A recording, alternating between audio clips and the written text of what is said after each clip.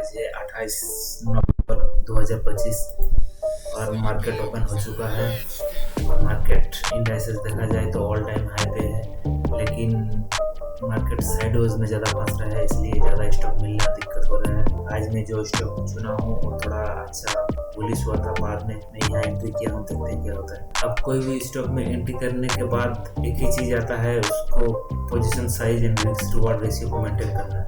और स्टॉक इतना सारा आ रहा है, ढंग का स्टॉक, मतलब जो स्टॉक चुन रहा है वो भाग नहीं रहा है और एंट्री करने के बाद लॉस ज़्यादा दिखा रहा है, और जो स्टॉक में एंट्री नहीं ले रहे हैं वो ज़्यादा भाग रहा है। देखते हैं क्या होता है। और ये स्टॉक में मेरे को लॉस दिखा रहा है, कोई दिक्कत नहीं है, ऐसा होते रहता है। Let's wait and watch the live trade.